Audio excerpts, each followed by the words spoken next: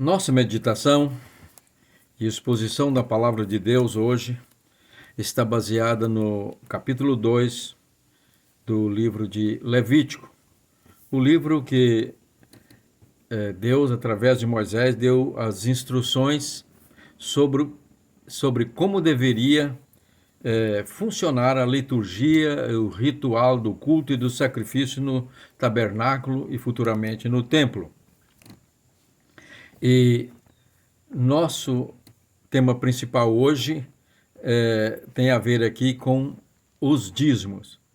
E a outra questão polêmica é se o ministro do Evangelho, aquele que exerce função eclesiástica de tempo integral, se é certo ou não ele receber salário. Outro dia ouvi um líder de uma denominação pentecostal histórica aqui no Brasil, fazendo uma exposição e dizendo que aquele que ministra o Evangelho, é ministro do Evangelho, não deve receber salário, mesmo se ele dedica a sua vida de tempo integral na obra de Deus. E usa como exemplo Paulo. Ele dizia que o apóstolo Paulo não recebia salário. Ele vivia de ofertas, às vezes ocasionais, voluntárias das igrejas. E que ele trabalhava, como nós sabemos, está registrado no livro de Atos, ele trabalhava fazendo tendas, muitas vezes, para manter o seu ministério. Porque ele era judeu, de uma família nobre, rica, mas o judeu sempre, além de ter uma posição, às vezes, na nobreza, ensinava o seu filho uma profissão de artesão para, no caso de necessidade, sobreviver. E ele aprendeu a profissão de fazer tendas. Muito bem. Só que quem faz essas análises pega um texto separado, fora do contexto, e não analisa tudo o que o apóstolo Paulo disse. Paulo não recebeu salário porque ele era apóstolo, pioneiro, aquele que ia desbravando e abrindo trabalho, fundando igrejas. E então ele não tinha vamos dizer assim, ele não poderia exigir das pessoas, logo que chegasse ali e fundasse uma igreja evangelizando, pedir ajuda. Então, ele sempre recebia ajuda de outras igrejas já estabelecidas. Mas essas igrejas, depois de formadas, ali estabelecidas, estruturadas, então ele organizava ali o ministério, elegia presbíteros e colocava um presbítero dirigente. E esses presbíteros, anciãos, que é no hebraico, né? Então, eles eram remunerados. Paulo fala sobre isso, como nós vamos ver aqui. Então, a questão é o seguinte, eles pegam esses textos isolados e o exemplo da vida de Paulo, que não serve como doutrina. Doutrina é aquilo que é determinado por Jesus Cristo e confirmado pelos apóstolos. Muito bem.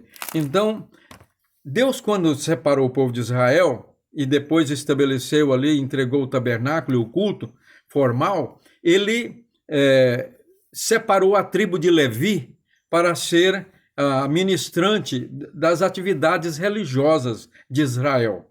Toda a tribo de Levi. E da tribo de Levi tirou então da família de Arão para o sacerdócio. E eles foram proibidos de receber herança lá na terra de Canaã, como os outros. Então, como eles poderiam sobreviver? Para isso, Deus instituiu o dízimo, a 10ª parte da produção lá que haveria na terra nas outras tribos, tanto dos cereais, do da produção agrícola e pecuária. Muito bem.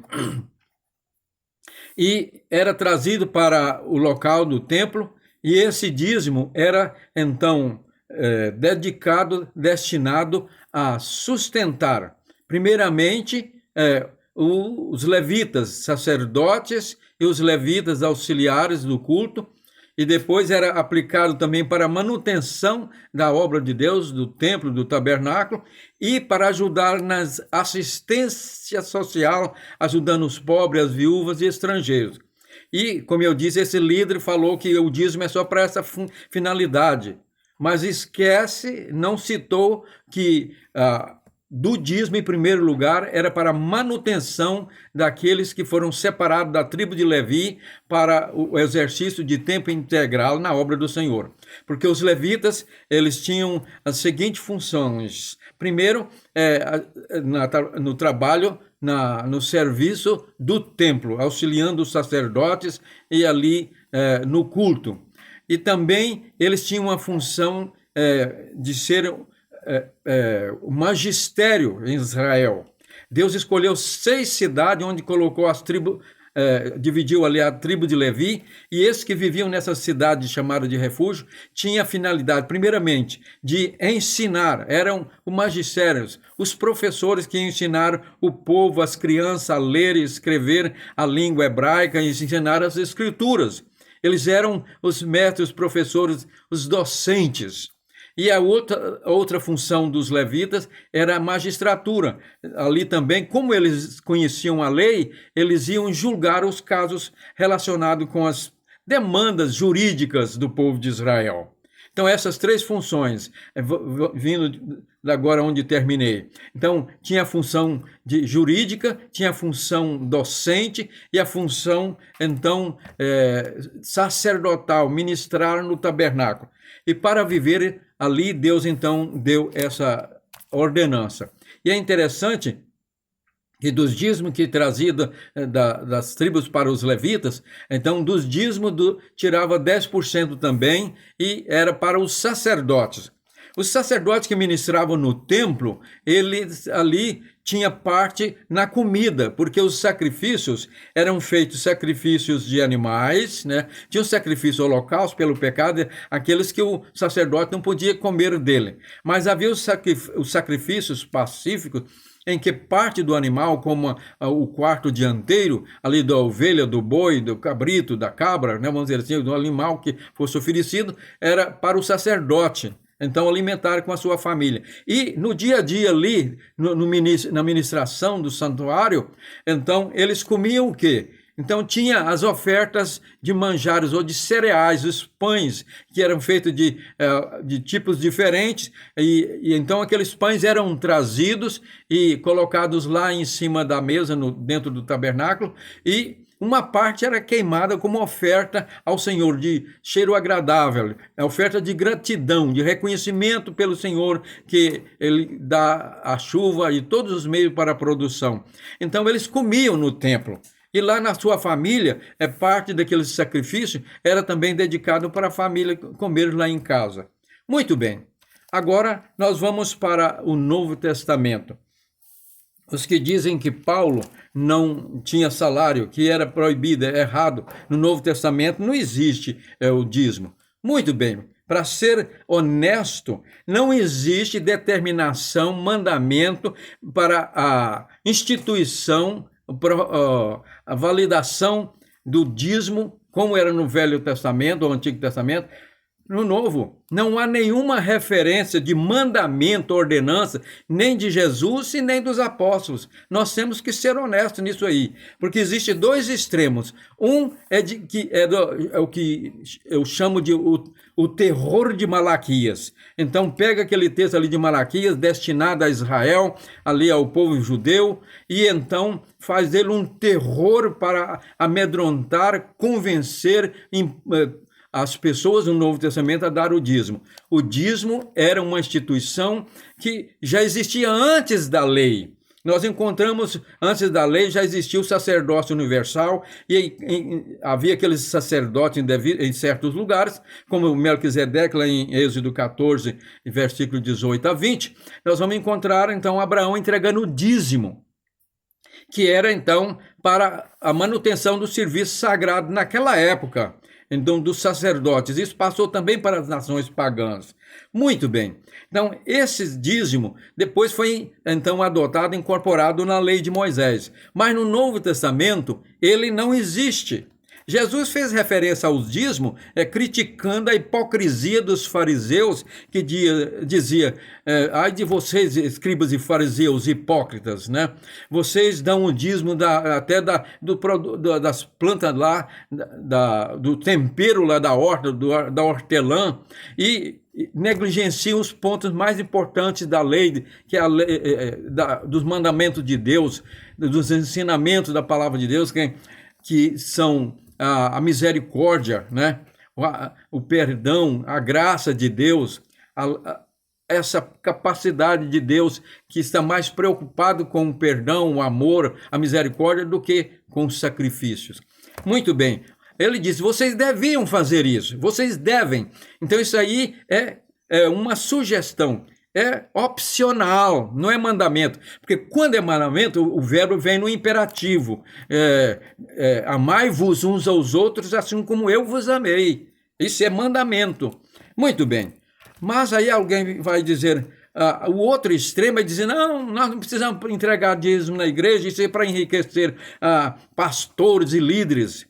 Ora, Paulo diz, está lá em Coríntios, e nós temos em 1 Coríntios, no capítulo 9, até do 9 ao 15, onde ele fala sobre isso.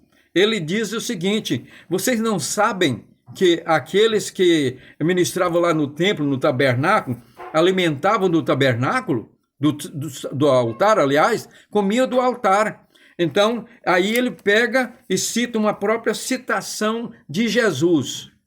Ele disse, não, vocês não sabem que Jesus disse que aqueles que pregam o evangelho, que vivam do evangelho, e ele cita lá, então, um texto da lei, onde Deus diz, não amordaças a boca do boi que debulha. Naquele tempo colhia o trigo, jogava lá na eira, e então trazia os bois para pisar, para debulhar o trigo. E tinha gente tão mesquinha que vestia um bornal, uma capanga na boca do boi, na cabeça, amarrava no chifre, para ele não comer na hora que estava pisando. Então Deus proibiu, deixa ele comer, ele está trabalhando, ele tem que comer a parte dele. Muito bem. Então aqui nós vemos, ele disse, não amordaces a boca do boi que debulha.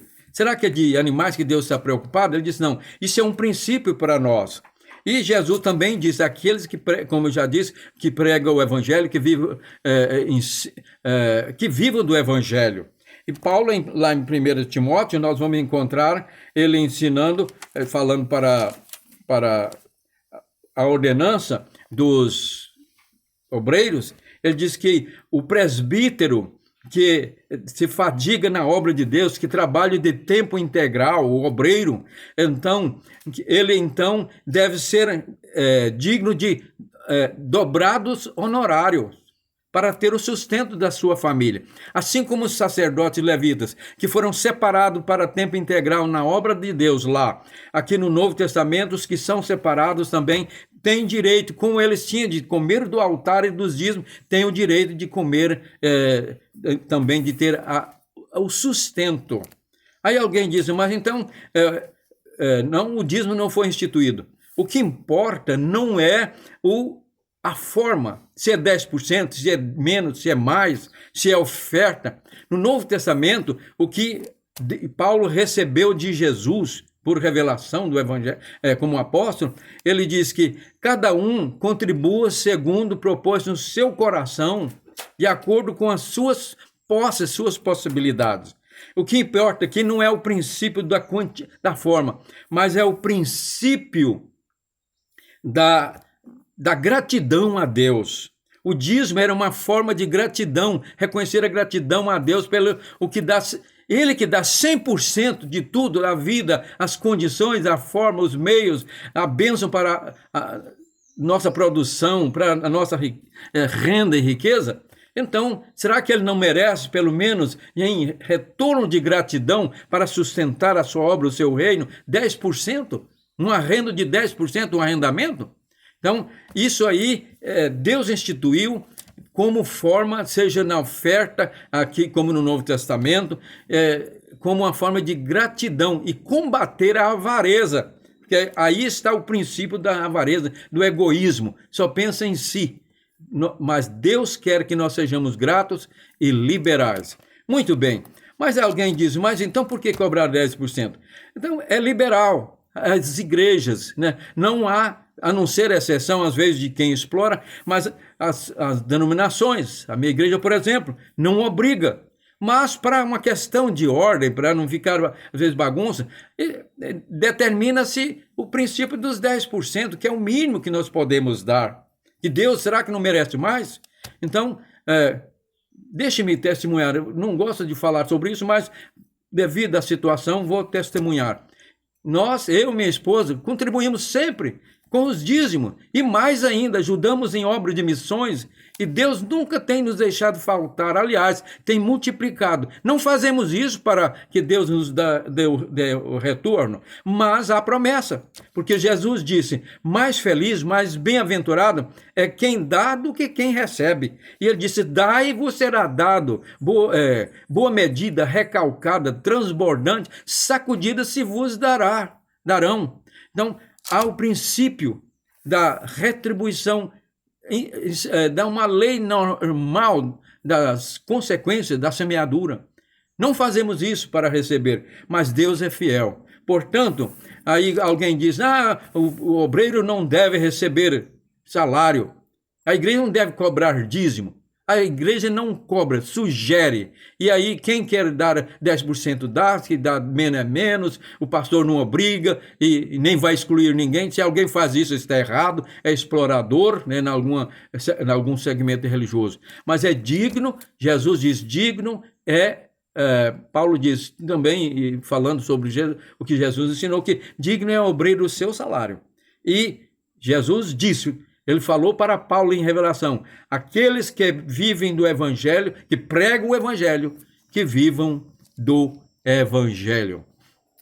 Portanto, todos os trabalhos religiosos, eclesiásticos, aqueles que têm tempo integral precisam do sustento. Até nas igrejas que adotam para o seu quadro de eclesiástico do celibato, que o padre não casa, ele tem a sua renda. O outro tem família, precisa de casa, de uma casa para morar, de sustento da esposa e dos filhos. O padre não tem. Mas aonde ele chega, ele tem a casa para morar, ele tem o veículo, ele tem o sustento, ele chega com só seus objetos pessoais, sua roupa ali nas malas e sai com elas, mas ele tem o sustento, porque Jesus é quem ordenou, né? Então, essa questão de ficar criticando e dizendo que Paulo não recebia dízimo, não salário, como eu já disse, não é uma questão de doutrina, era um princípio dele, mas depois que a igreja estava estabelecida, como eu disse no princípio, ele então ordenava ali, organizava um quadro de presbíteros, de anciãos, e punha um ancião, um líder para pastorear em tempo integral, e esse era remunerado e bem remunerado. Então, os que criticam, aplicam lá o Velho Testamento de maneira errada, não interpretam todo o contexto e querem aplicar no Novo Testamento, estão completamente errados. Esta é a verdade que nós aqui expusemos, da palavra de Deus. Os textos eu já citei aí, então vocês podem conferir todos esses textos lá em Levítico capítulo 2, versículo de 1 a 3, número 18, 21 a 14, 1 Timóteo 5, 17 e 18, 1 Coríntios 9, de 9 até o versículo 15, e também Deuteronômio 5, 18, de 1 a 5. Estão todos esses ensinamentos aí que nós expusemos, baseado aqui na palavra de Deus.